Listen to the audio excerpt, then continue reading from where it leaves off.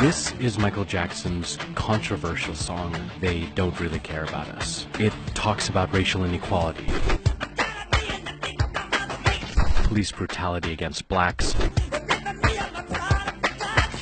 and the civil rights champion Martin Luther King.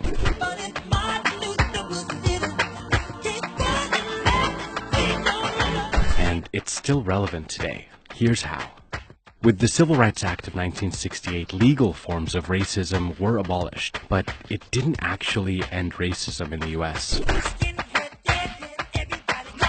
It's not only about forced segregation or slurs or lynching. Professor David T. Wellman defines racism as, quote, culturally sanctioned beliefs, which, regardless of intentions involved, defend the advantages whites have because of the subordinated position of racial minorities. So, let's talk about institutional racism. It's what blocks access to opportunities for people of color. Professor Tricia Rose identifies 5 social institutions that produce and keep racial inequalities going, either intentionally or unintentionally, through housing, education, criminal justice system, media, and wealth. Housing disparity leads to low taxes, which leads to poor schooling, which leads to low education and dropouts and blacks entering the criminal justice system. And because of the media and prejudice, they receive longer sentences and can't get jobs when they're finally released, which leads to poorer communities, which leads to housing disparities, which leads to... You see the cycle there?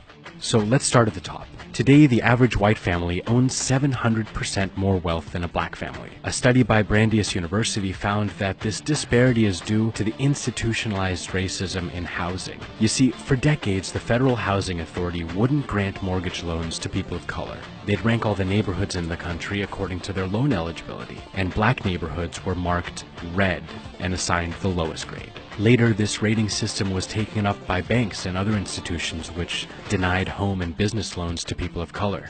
This is called redlining, and although it's now illegal, the damage is still being felt today. Blacks couldn't get loans to buy property in their neighborhoods, and white real estate owners known as blockbusters held all the deeds. Without access to loans, black neighborhoods couldn't thrive. Homes weren't renovated, new businesses weren't opened, and existing ones weren't being expanded. It's what created ghettos and generational poverty.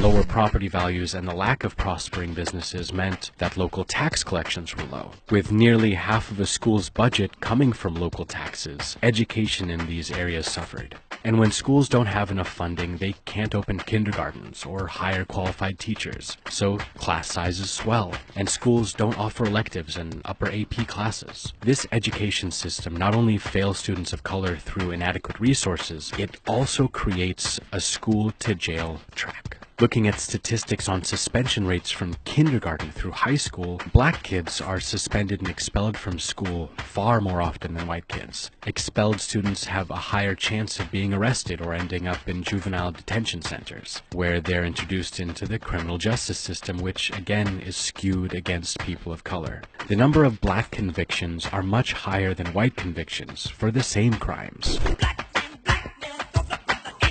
Black people make up only 13% of the U.S. population, but they're 40% of the U.S. prison population. Why?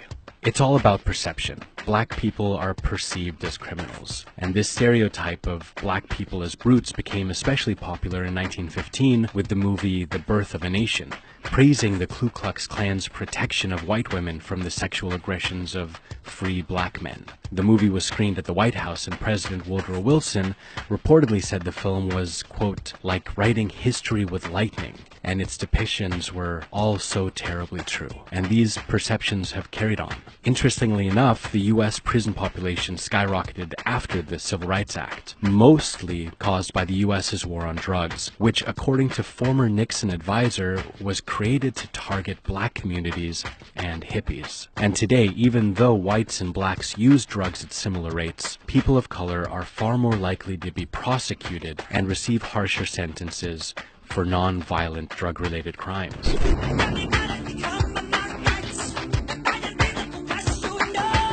Only 13% of drug users are black, but 36% of people arrested and 46% of people convicted for drug-related offenses are people of color. At the current rate of arrests, 1 out of every 3 black males will go to jail at some point in their lives. And when they get out, they'll earn 21% less in wages than formerly incarcerated white people, which feeds into poverty, which feeds into housing, which feeds into schools, which feeds into prisons, which was fed by the media, and round it goes. 66% of the overall population and 70% of the white population think racism is individual rather than being built into laws and institutions.